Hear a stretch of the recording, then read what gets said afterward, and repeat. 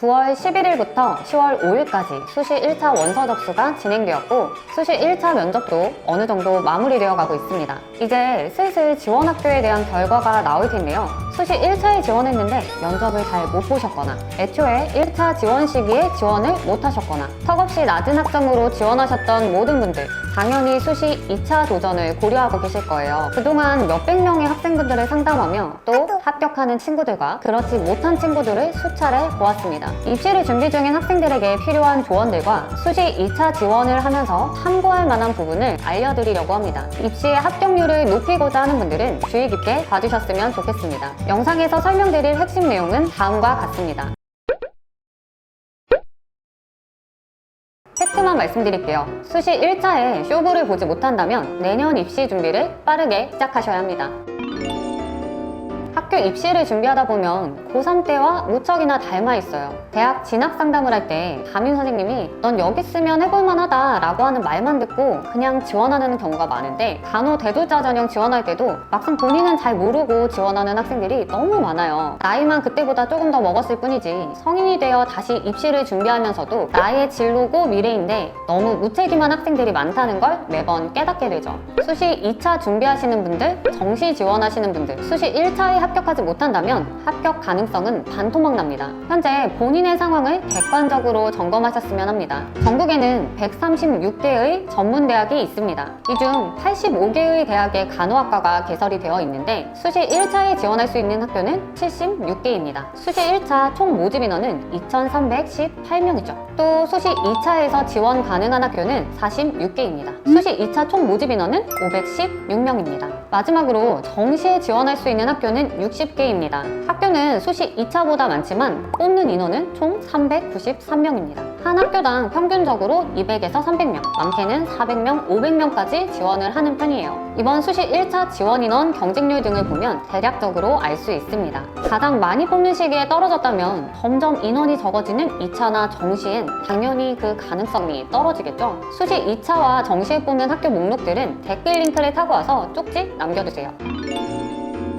정시는 수시 1차의 반의 반토막이었던 수시 2차 인원보다 100명가량이 더 줄어듭니다. 그리고 12월, 1월 정시 시기가 될 쯤이면 추가로 유입이 되는 학생들이 굉장히 많습니다. 예를 들면 2학년 2학기 갓 마친 일반대학, 사이버대, 방통대 학생들에다가 수시 1차에 떨어진 인원들도 있겠죠. 여기에 성적이 미친 듯이 높은 학생들이 들어옵니다. 학점은행제로 학점 못 채웠다가 이번에 자격증이든 수업이든 학점 채워서 정시에 지원한 학생들이죠. 이런 사람들이 추가적으로 유입됩니다. 정시에 합격하지 못한다면 다음 연도에 입시를 준비해야 하니 죽기 살기로 도전하는 건 다 같을 거예요. 그러니 경쟁이 더 치열해지겠죠. 본인이 수시 1차 시기를 놓쳐 2차와 정시를 염두에 두고 있다면 이러한 부분을 고려해 보셨으면 좋겠습니다. 그동안 많은 학생들의 보건계열 입시를 도와주며 느낀 건데 합격하는 친구들은 정말 정해져 있더라고요. 그런 사람들의 모습을 한 3가지 유형으로 추려봤습니다.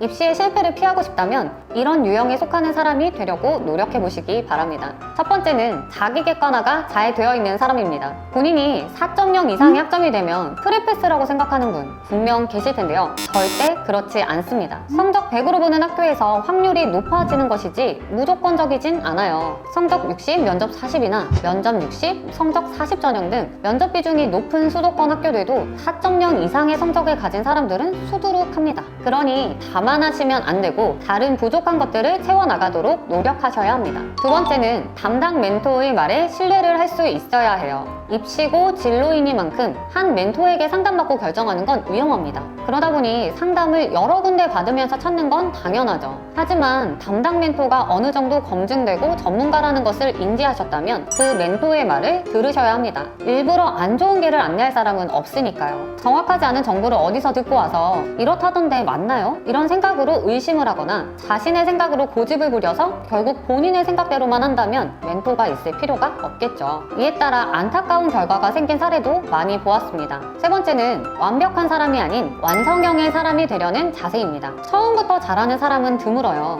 면접을 잘 보는 것도 성적을 잘 받는 것도 분명 미흡할 수 있어요. 그렇기 때문에 난 처음부터 잘하고 완벽한 사람이라는 생각보다 난 점점 완성형의 사람이 되어가려고 노력하는 거다라는 자세가 중요합니다. 성적이 잘 안 나왔다고 하면 있다면 그에 맞게 보완할 수 있는 방법이 있죠. 수시 1차 때 이러한 것에서 아쉬움을 느꼈다면 2차에 부족한 부분을 채워서 도전하는 거예요. 그러니 점점 그걸 갖춰가야 한다고 생각하면 도전하고 보완하고 노력하는 과정을 끊임없이 겪어야 합니다. 그러한 맥락에서 가장 중요한 다음 사항을 이야기하려고 해요. 바로 수시 1차에 합격하지 못하면 어느 정도는 대비해야 한다는 겁니다.